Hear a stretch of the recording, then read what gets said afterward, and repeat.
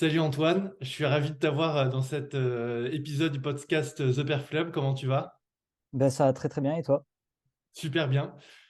Du coup, on a eu l'opportunité déjà de connecter un petit peu à travers nos projets respectifs. Et puis, Ouais, ça me semblait hyper intéressant de te tendre la perche pour parler un peu d'intelligence artificielle et puis du projet que vous menez avec Deeptimize. ouais. Aujourd'hui, on va parler d'intelligence artificielle, de sport. Peut-être tu vas nous introduire ça. Qu'est-ce que c'est l'intelligence artificielle, puisqu'on en parle beaucoup et c'est hyper intéressant d'avoir l'expertise et la définition d'un insider. On va voir Mhm. un peu comment l'utiliser, les bénéfices, la valeur ajoutée que ça peut avoir pour un coach, son impact, et puis aussi comment on positionne l'humain dans l'intelligence artificielle puisqu'il disparaît pas. Et, euh, Ouais. et puis, parler pas mal aussi de comment vous utilisez l'intelligence artificielle avec Deeptimize. Avant de parler de ça, du coup, tu es le fondateur, cofondateur de Deeptimize, qui rend accessible une technologie d'analyse des mouvements athlétiques avec l'intelligence artificielle dans le but d'être plus efficace et performant. Est-ce que tu peux peut-être introduire ou même raconter ton histoire qui t'a mené jusqu'à la création de ce produit? Ok, donc je parle de mon expérience perso et après derrière j'emmène à Deeptimize. Ouais, C'est ça? Ben, ouais, ben, écoutez, du coup, moi je m'appelle Antoine Pirovano, j'ai 30 ans, je viens de Toulouse. Euh, j'ai une formation d'ingénieur, j'ai fait une école d'ingénieur à Grenoble. Derrière, j'ai enchaîné sur un doctorat en intelligence artificielle dans le domaine du médical. Donc, je vais vous raconter un petit peu mon doctorat parce que il y aura des parallèles à faire avec la vision qu'on a développée avec Deeptimize pour de l'utilisation de l'intelligence artificielle pour les coachs sportifs. Du coup, en gros, moi, pendant mon doctorat, mon sujet de thèse était le développement d'outils d'aide au dépistage du cancer du col de l'utérus via intelligence artificielle. Et en gros, nous, ce qu'on essayait de faire pendant la thèse, c'était développer des outils d'IA qui permettaient d'aider les gens qui travaillent sous microscope pour dépister le cancer du col de l'utérus. Donc, en gros, le cancer du col de l'utérus est dépisté par frottis vaginal.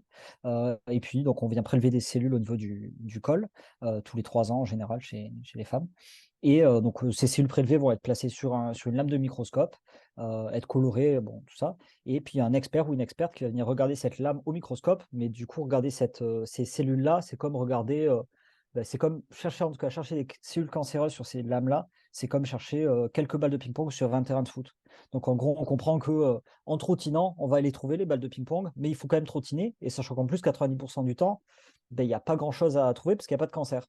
Donc, nous, on essayait de les aider, ces experts et expertes-là, à trier les cas, à leur présenter d'abord les lames qui nous semblaient intéressantes selon l'intelligence artificielle, qui étaient potentiellement le plus cancéreux, puis leur montrer aussi les régions, c'est-à-dire, si je file la métaphore du terrain de foot, leur dire, dans la surface de réparation du terrain numéro 3, c'est là qu'il y a potentiellement les balles de ping-pong. Voilà. Donc c'est ça que j'ai fait pendant mon doctorat, donc c'était trop bien, c'était 3 ans passionnants dans une start-up en plus, donc j'étais à mi-temps entre une start-up et un laboratoire de recherche. Je pense que ça m'a aussi un peu donné le goût pour l'entrepreneuriat. Et du coup, vient la fin du doctorat où on a passé 2 ans et 9 mois à faire des choses passionnantes, plein d'expériences, avec plein de gens experts qui sont hyper intéressés, intéressants, à essayer d'avoir un peu d'impact aussi. Et puis vient la fin du doctorat où on te dit, bah, super Antoine, bien bossé, mais maintenant il faut pondre le manuscrit de 200 pages pour avoir le bout de papier, le diplôme. Bon, je grossis un peu le trait, mais c'est vrai que c'est vraiment la partie scolaire de la thèse qui est pas facile à appréhender, qui est très solitaire et très voilà, on écrit, on rédige, on écrit, et c'est pas très agréable. Et du coup, c'était assez ennuyeux et assez peu stimulant intellectuellement pour moi. Et du coup, je me suis mis à, moi, je suis un passionné de sport, hein. J'ai fait 10 ans de rugby. D'ailleurs, j'ai fait 10 ans d'athlétisme. Et après, je me suis mis un peu au CrossFit. Je pense que j'aurai l'opportunité d'en parler un petit peu dans le podcast.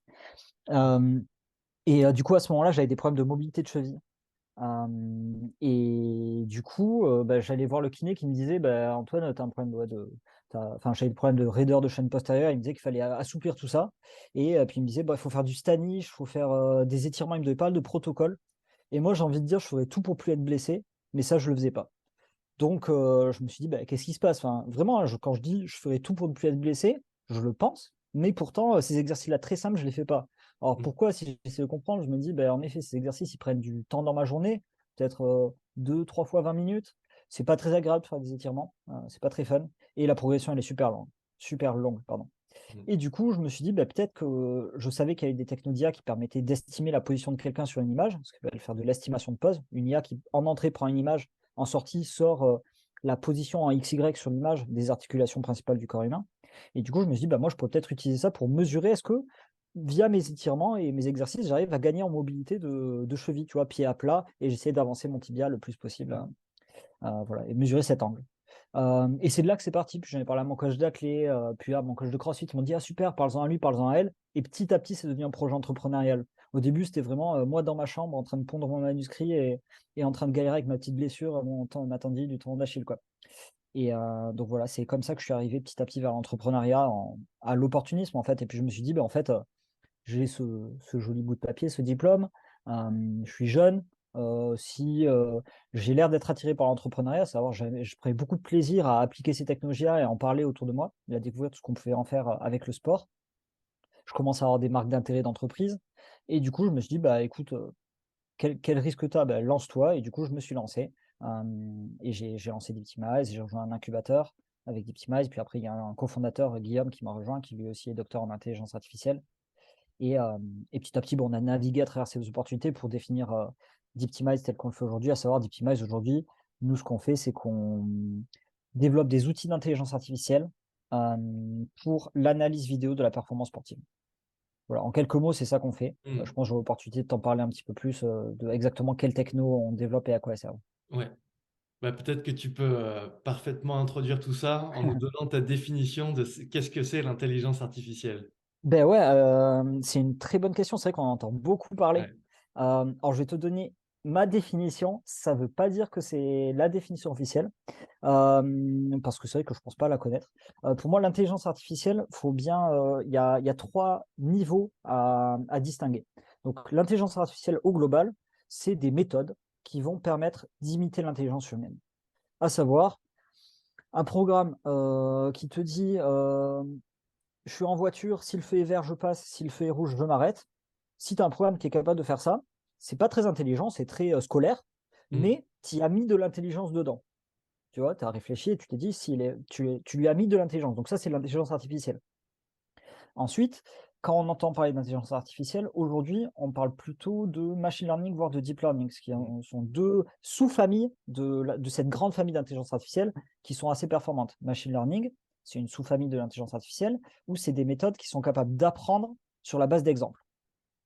Voilà, donc ça, c'est la grande famille du Mm. machine learning et celle dont on entend beaucoup parler parce qu'aujourd'hui, avec l'émergence des bases de données et bah, enfin, du digital en général, on peut avoir des grosses bases de données qui sont capables, sur lesquelles on est capable d'apprendre plein de choses et même de,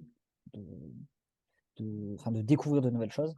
Tout ça pour dire, voilà, machine learning, c'est les méthodes qui sont capables d'apprendre sur une base de données.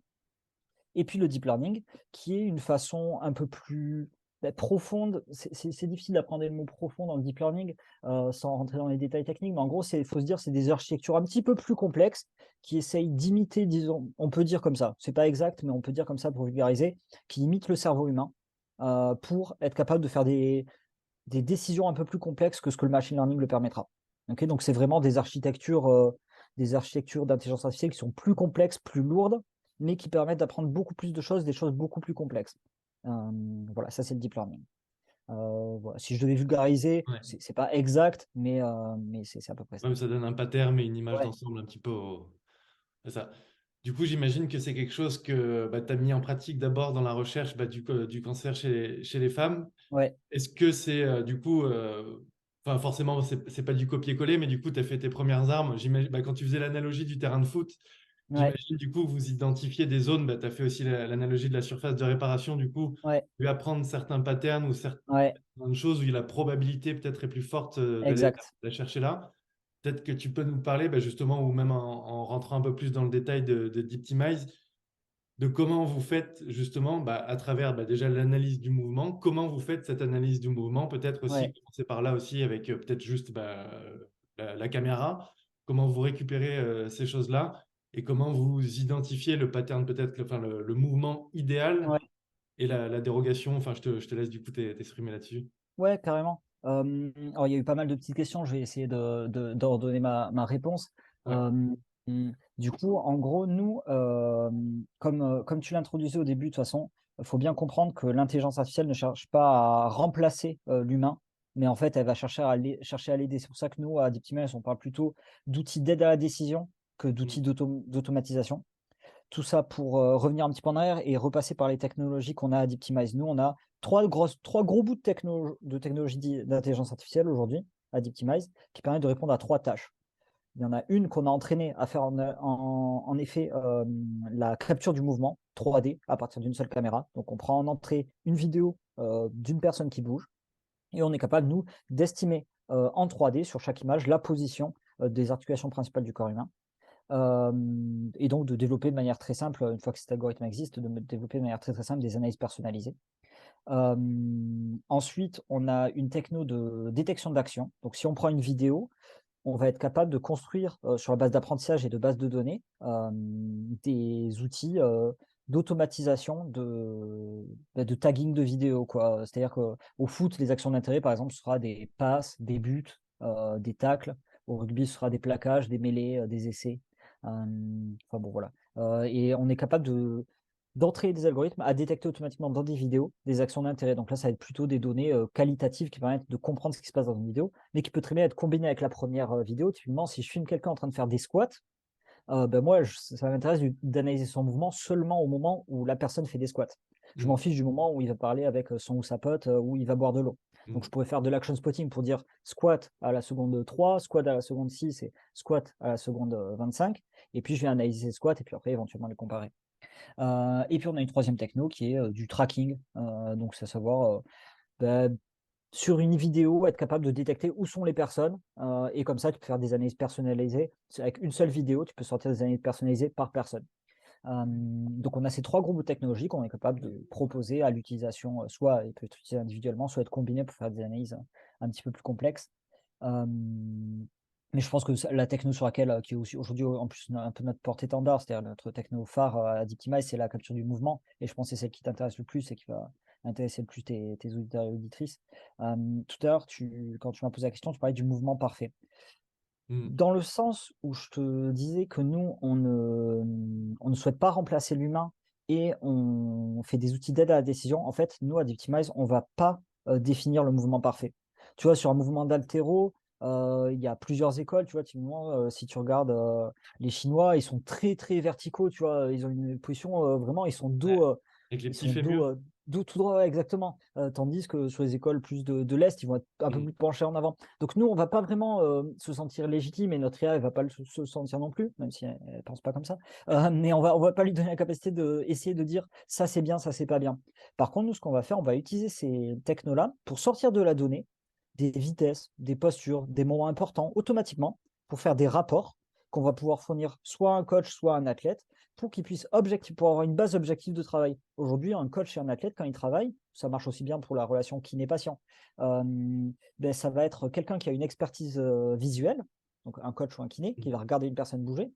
Et de l'autre côté, tu as la personne qui bouge, qui utilise bah, sa proprioception, la perception qu'il ou elle a de son propre corps dans l'espace, à savoir le patient ou l'athlète. Mm. Mais du coup, ça fait que tu as vraiment t'as pas on travaille avec une base complètement subjective et qualitative. Le coach, tu vas dire, tiens-toi droit, tire plus tard avec les bras. Et toi, tu vas dire, mais attends, mais moi, j'ai vachement attendu là pour tirer avec les bras. Qu'est-ce que tu me racontes?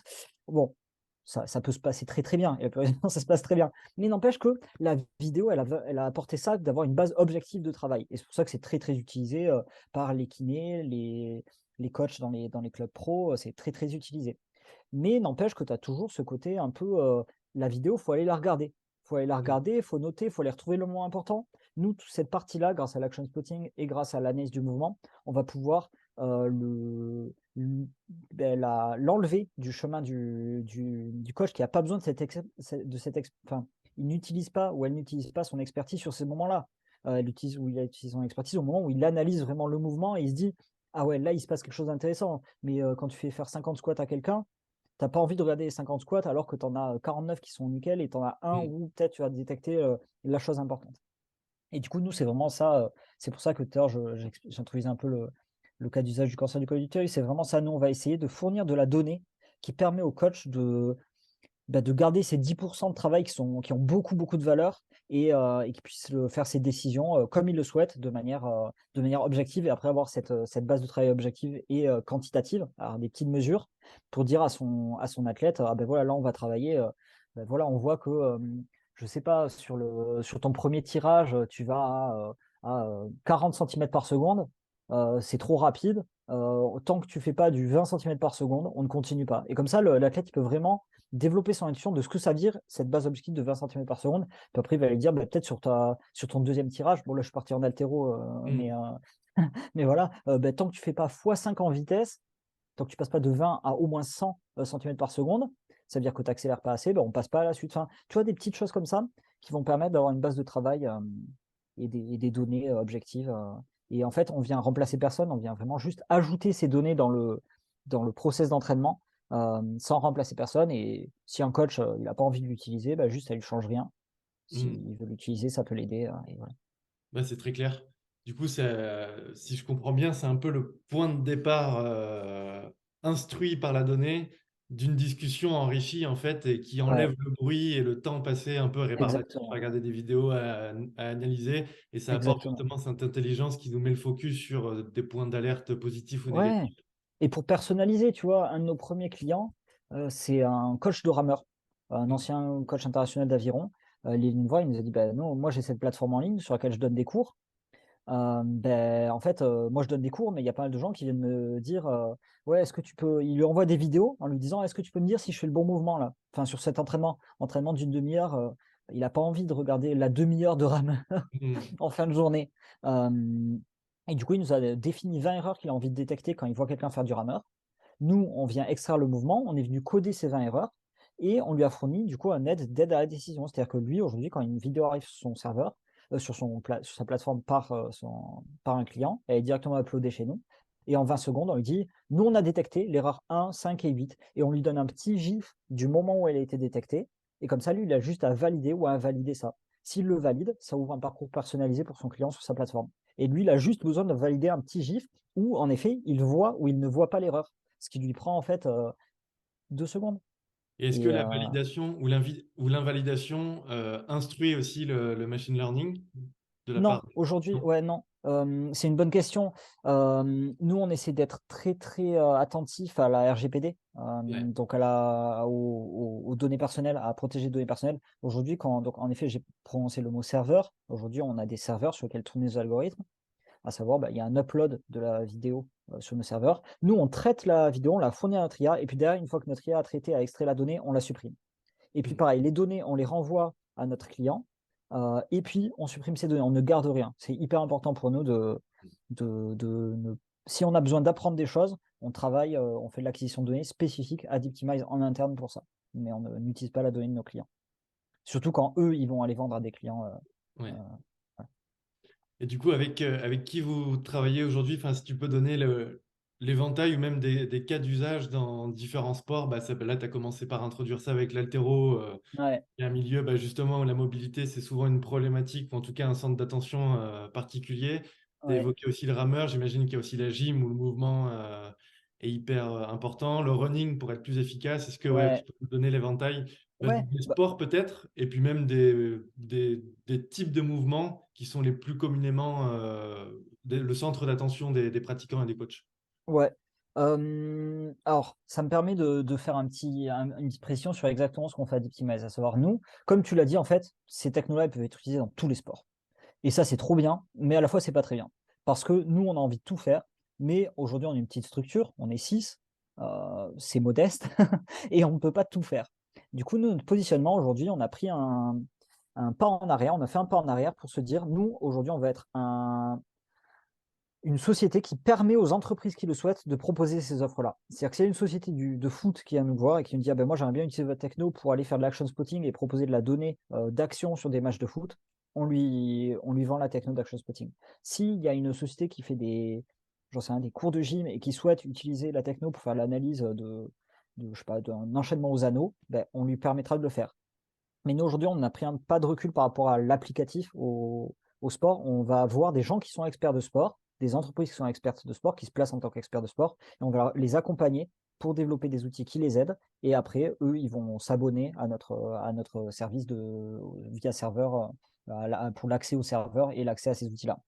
Cela étant dit, en effet, aujourd'hui, on a des clients, on a quelques boîtes dont nous, on est hyper fan et du coup, on est hyper content de travailler avec.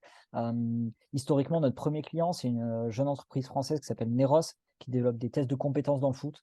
Donc eux, typiquement, ils ont, donc des tests de compétences, ils disent, bon, je caricature, mais ils disent aux joueurs: «Allez derrière cette ligne, faites 3 tours de plot, revenez en courant, faites une roulade, tapez dans le ballon, touchez le poteau». Enfin, je dis n'importe quoi, tu vois? Mais ils Mhm. leur font faire des mouvements, et des tests, de passes, de tirs, et eux, aujourd'hui, ça leur prend pas mal de temps. Quand ils reçoivent une vidéo de joueur, ça leur prend pas mal de temps de regarder cette vidéo et d'aller scorer, ces tests-là. Ça leur prend beaucoup de temps, ils en ont besoin pour après créer leur leaderboard de compétences et que les Mhm. joueurs soient contents parce qu'ils sont recrutés et tout ça.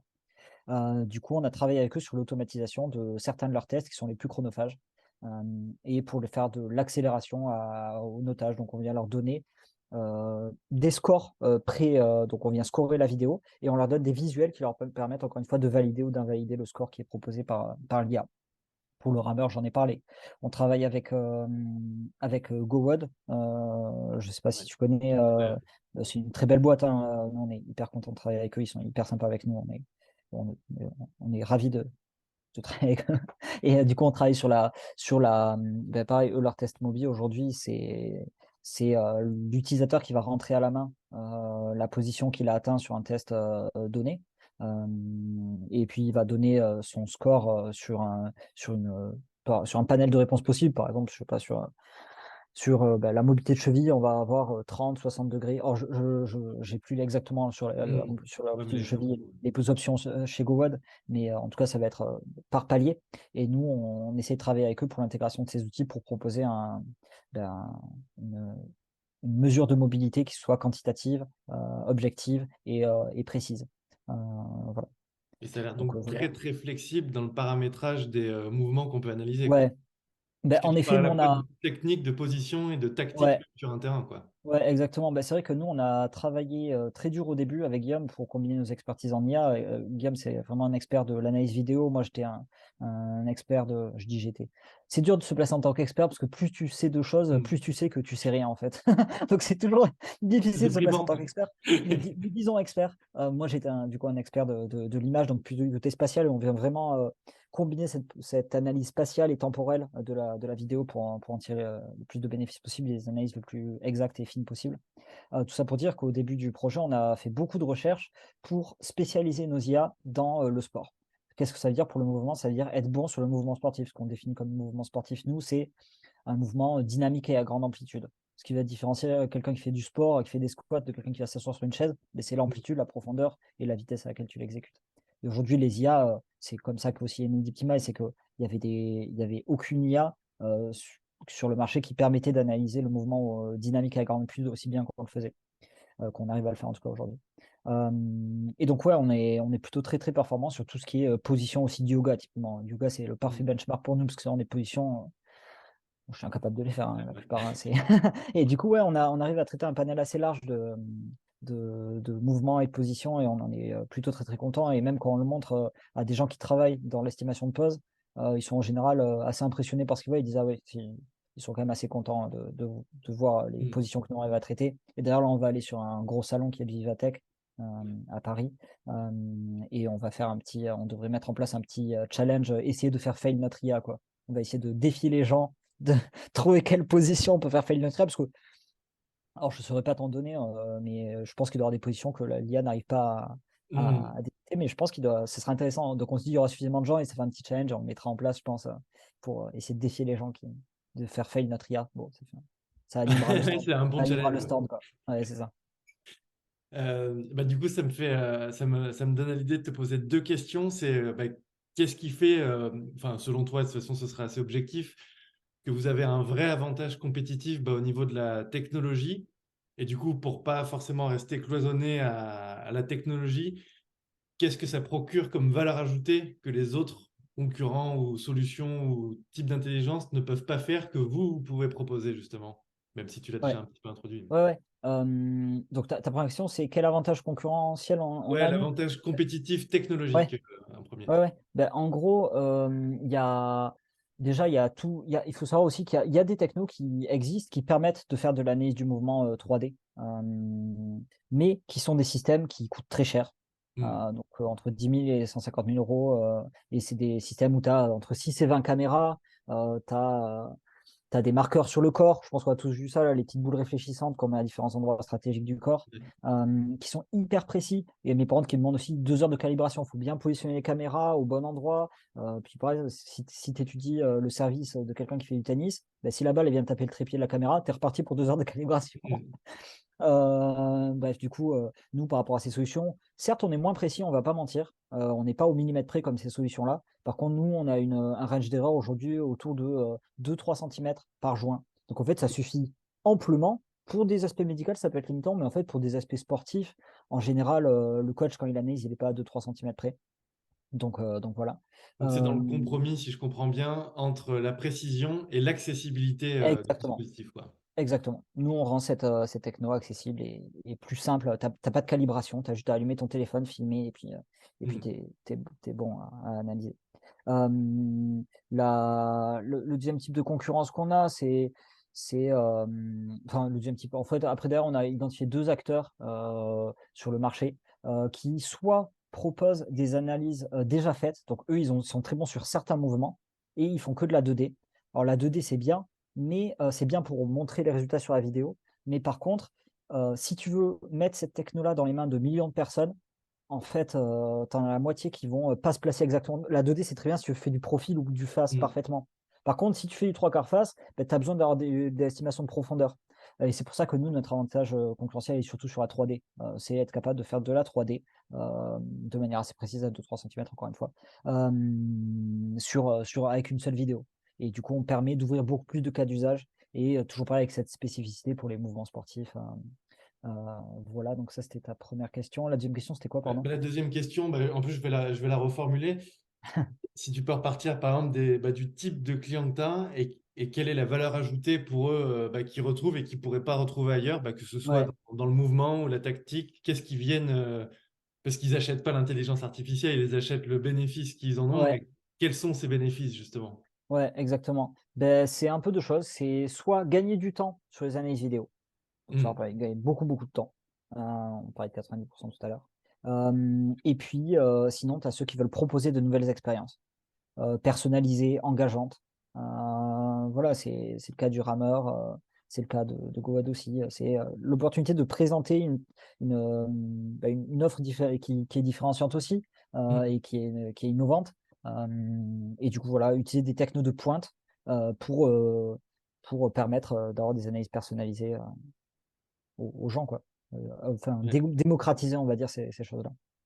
Donc, gain de temps, valeur ajoutée dans la précision et puis le côté aussi ludique de proposer, Ben ouais, aussi c'est avec des hyper marketing engageant. finalement de proposer un nouveau service. Exactement. Enfin, je veux dire, moi, si je faisais les cours de rameur et qu'on me dit erreur 1, 3 et 8, ben, j'aurais qu'une seule chose en tête, c'est refaire le test dans une semaine pour savoir si les erreurs, je les ai Ouais. bien gommées.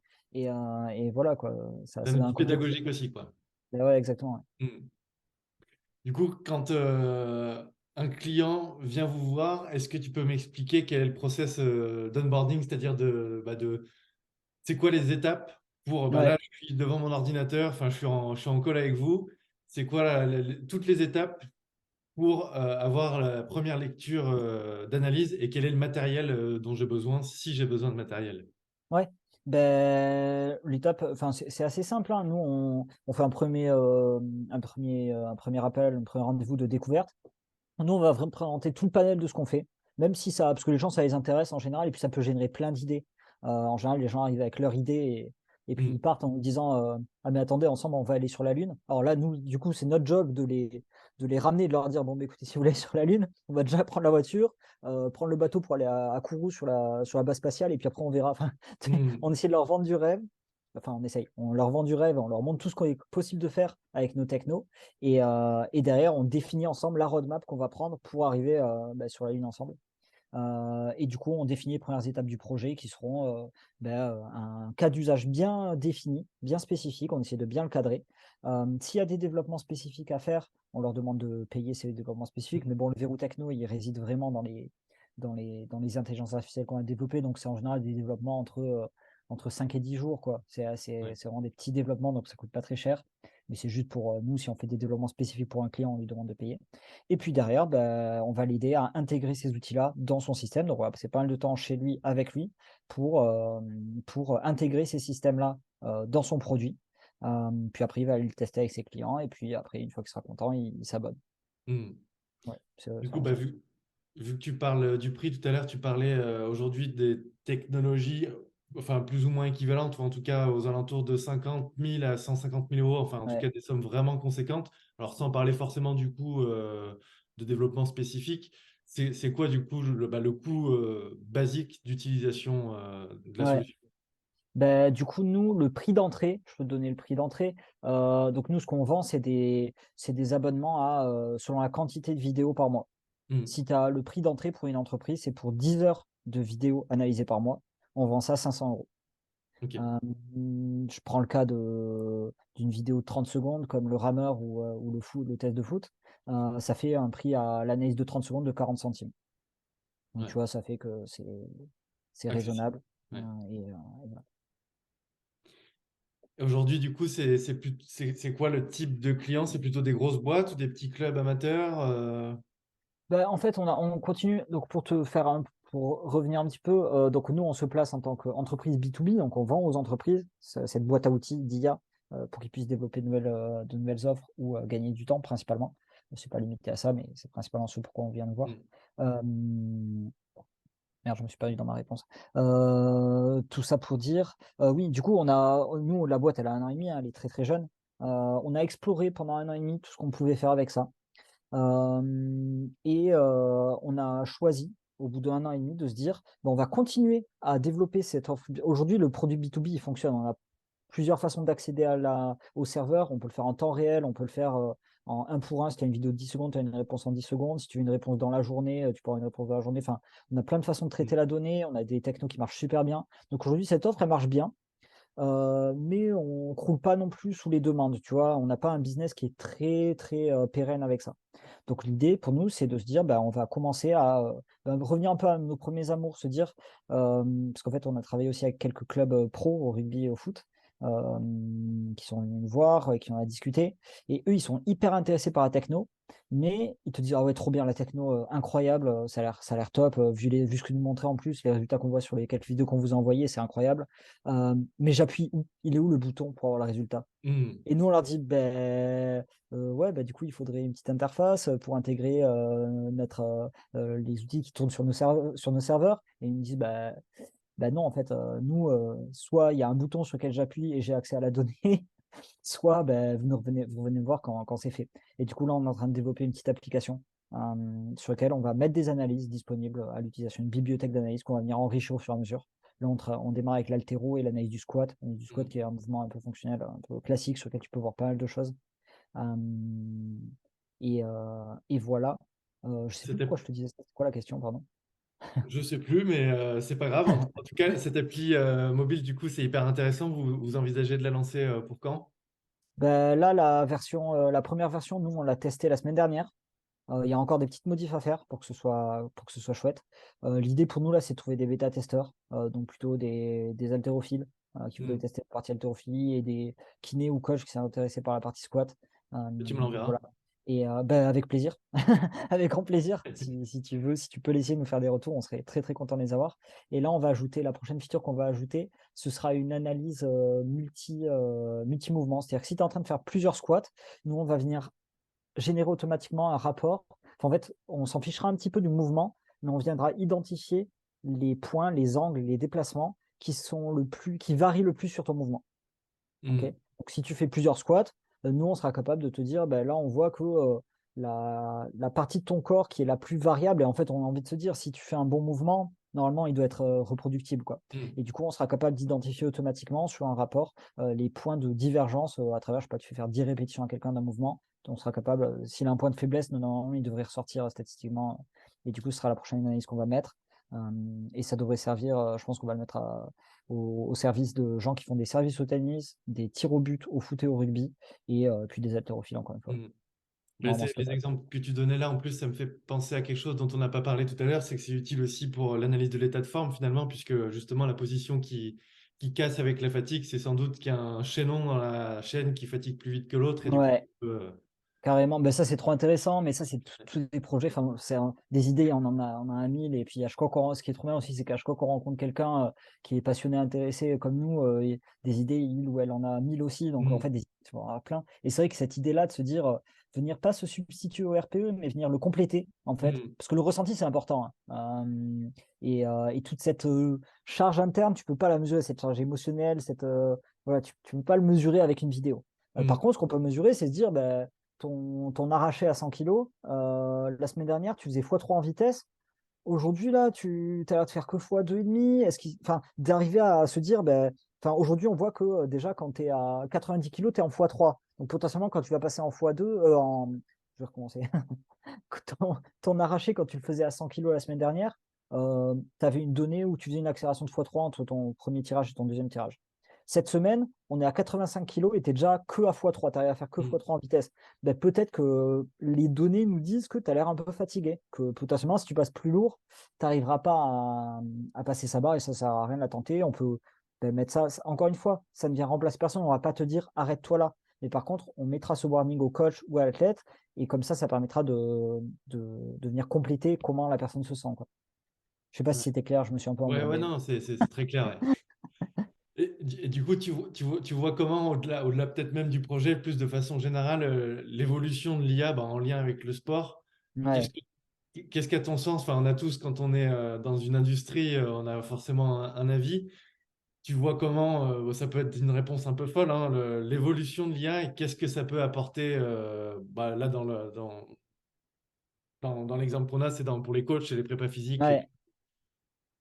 Ouais, bah, de toute façon, là, on est vraiment sur un boom de l'IA qui est quand même assez fou, quoi, franchement, et puis qui arrive aux oreilles du grand public, quoi. ChatGPT Ouais. et les, les, les IA qui sont capables de générer des images, ça fait un moment qu'on entend parler quand on est dans le milieu. Mm. Et là, le fait de se dire que là, ça y est, c'est dans les mains des gens et de voir tout ce que. Enfin, même moi, je l'utilise pour mes posts LinkedIn, tu vois. Quand j'ai besoin de faire un post LinkedIn, j'ai pas honte de le dire, tu vois. Je demande à ChatGPT. Encore une fois, ça ne me remplace pas parce que j'ai toujours Mm. besoin de retravailler ce texte-là. Mais toute l'inspiration, l'introduction, I'm thrilled to announce that, j'en sais rien, je prends des inspirations, je coupe des choses que je trouve pas pertinentes, mais ça me Mm. fait gagner un temps fou, tu vois, sur le côté créatif. Bah, franchement, l'IA dans le sport, ça va pouvoir apporter plein de choses. Moi, l'aspect qui m'excite le plus, c'est vraiment le côté découverte. C'est se dire qu'avec toutes ces données, quand on en aura assez, on pourra découvrir des choses de malades qu'on n'arrive pas à analyser parce que notre cerveau n'est pas capable d'assimiler Mm. suffisamment de données, tu vois, comme je prends toujours cet exemple-là qui est médical, qui est pas. On pourra réfléchir ensemble après pour trouver un exemple dans le sport, mais nous, on travaillait dans mon ancienne boîte sur un projet sur l'endométriose, qui est une maladie qui touche les femmes Mm. et qui touche 10% des femmes, mais qui est hyper difficile, donc c'est beaucoup 10%, mais qui est hyper difficile à dépister, à détecter.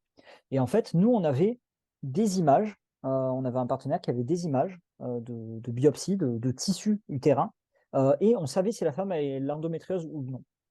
Et en fait, du coup, nous, ce qu'on a fait, on a entraîné un algorithme sur la base de l'image à essayer de prédire endométriose ou pas endométriose. Ok. Et on ne sait pas si l'information se trouve sur l'image, mais on a essayé de lui donner. Et du coup, il se trouve que l'IA a réussi à prédire, à avoir un taux de classification qui était bon. Et du coup, là, il a fallu faire ce qu'on appelait de l'interprétabilité, essayer de comprendre qu'est-ce que l'IA, sur quoi l'IA s'appuie sur l'image pour faire sa décision endométriose pour endométriose. Mais tu vois, on pourrait se dire, pour des pathologies qui sont encore peu connues en kiné, tu vois, ou pour des, je sais pas, des séquences d'action au rugby, se dire ben, passe à cet endroit du terrain, tire à cet endroit du terrain.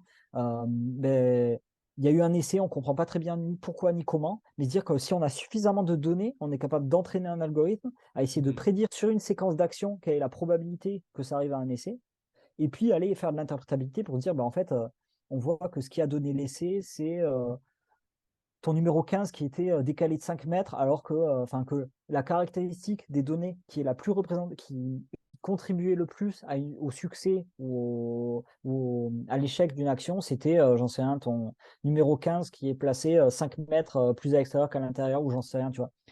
Analyser toute cette quantité de données, déjà l'extraire, c'est une chose, et l'utiliser, la mettre à disposition d'un coach ou d'un expert dans l'analyse vidéo, c'est une chose. Mais derrière, une fois qu'on sera habitué, qu'elle sera structurée, cette donnée, et qu'elle sera popularisée, en fait, on pourra en faire ce que ChatGPT a fait aujourd'hui, parce qu'aujourd'hui, Mm. ChatGPT s'est construit sur The Internet, quoi. Tu vois, il y a une quantité de données faramineuse. Eux, ils ont Hmm. scrapé tout ça et ils ont utilisé tout ça. Une pareil pour les images. On a utilisé plein d'images. Aujourd'hui, il y a une première étape qui va être populariser cette donnée, la rendre accessible, la rendre utilisable. Et puis derrière, une fois qu'on l'aura, qu'elle sera un peu partout, qu'elle sera populaire, on pourra en faire des choses de malade, en effet. Ouais. Hmm. Du coup, j'imagine que c'est quelque chose que vous êtes en train de travailler ardument, bah, l'évolution vers cette dynamique-là. On essaye, ben, Enfin, ça prend du temps, quoi. je peux te donner la réponse. Ça dépend à qui je parle. Si je parle à un investisseur, à un client, je vais te Ouais. dire ouais, ben ouais, nous on est déjà en avance et on est déjà dans le futur. La réalité d'Iptimize, honnêtement, c'est que nous on est concentré sur nos clients, notre produit, rendre Hmm. disponible cette donnée, la populariser. On a ça en tête, bien sûr, on rêve et on fait ça pour emmener ces technos le plus loin possible. Euh, mais, euh, mais voilà, on sait qu'on le fera pas tout seul et on n'est pas Google, on n'est pas Microsoft, faut pas se mentir. Euh, mais voilà, nous, bien sûr qu'on rêve et ça nous guide, mais on a quand même les pieds dans le quotidien et qui est déjà rendre disponible, c'est avoir une UX qui soit agréable, qui fait que les gens ils ont envie de l'utiliser, faire que c'est utile, tu vois, pour les gens et que les gens ils ont envie d'acheter parce que c'est utile et pas parce que c'est enfin oui, pas parce que c'est du rêve, quoi. Ouais, ouais. Et justement, bah, c'est quoi un petit peu la roadmap pour les, je sais pas moi, les 6 prochains mois, la prochaine année, les 2 prochaines années? Et puis après, je te laisserai nous dire comment est-ce qu'on peut suivre bah, ces évolutions-là, bah, que Ouais. ce soit sur tes réseaux perso à toi ou sur ceux d'Iptimize. Ouais, bah, c'est une bonne question. Nous, on voudrait continuer. On a quelques entreprises objectives, tu vois, des belles entreprises du sport avec qui on aimerait bien travailler. On sait que ça se fera parce que Hmm. nous, on a de l'avance techno et que eux, on sait que ça leur servira un moment. Donc, on a la confiance sur le fait que ça se fera et qu'ils nous répondront un jour ou qu'on les croisera et qu'on arrivera à attirer leur attention. Après, voilà, chaque entreprise a ses objectifs et ses projets en cours. Mais voilà, pour nous, c'est continuer à en baser des belles entreprises et les accompagner vers l'intégration d'intelligence artificielle dans leurs produits. Et puis, ben, en parallèle, avoir ce développement de cette app et aller les mettre dans les mains de coachs, d'athlètes, de plus de gens possible. Voilà, retourner voir ces clubs qui nous ont dit bah, il est où le produit, leur mettre dans les mains, voir s'ils l'utilisent, comment ils l'utilisent, apprendre avec eux et Hmm. leur rendre disponible et vraiment accompagner tous ces gens-là vers l'utilisation de ces IA et de ces données. Donc ça, c'est vraiment l'objectif général sur l'année 2023. En plus, on a la belle Coupe du Monde de rugby qui arrive. Enfin, je pense qu'il y a des belles choses qui arrivent avec les Avec les JO. JO même, ouais, c'est cool. Ouais, ça va être, je pense qu'on aura des très belles opportunités. Ça va être très, très chouette. Et derrière, c'était quoi la Et deuxième après, question? bah, du C'était... coup, vu qu'on va commencer à conclure, Ouais. bah, où est-ce qu'on peut suivre les actualités de Deeptimize? Est-ce qu'il y a des réseaux particuliers ou même comment on peut te contacter aussi? Ouais, bah, ça se fait principalement via LinkedIn. Nous, on est une entreprise, donc on communique sur LinkedIn. On fait pas mal de posts pour dire où est-ce qu'on est, où est-ce qu'on va, quelles sont les avancées techno. On fait pas mal de posts assez que moi je trouve sympa. Et encore une fois, ChatGPT m'aime bien sur le texte pour montrer tout l'intérêt de nos techno.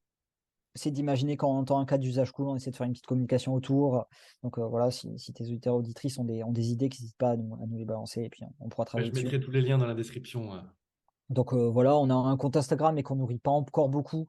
Donc je sais pas si ça vaut le coup pour aller voir l'intérêt de l'outil pour l'altéro, mais j'ai arrêté de le nourrir un petit moment.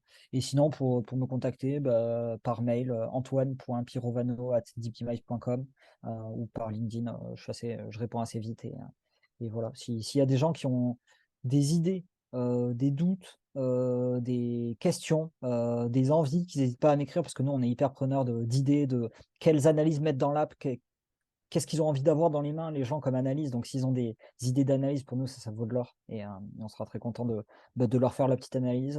Petite, c'est pas péjoratif quand je dis petite analyse, mais c'est de leur développer cette analyse et de leur mettre dans les mains et de voir est-ce qu'ils l'utilisent, est-ce qu'ils aiment bien, qu'est-ce qui leur manque, et d'apprendre, d'agréger toute cette Hmm. connaissance pour en faire un produit que tous les coachs auront envie d'utiliser et tous les athlètes auront envie de voir lors de l'entraînement, quoi.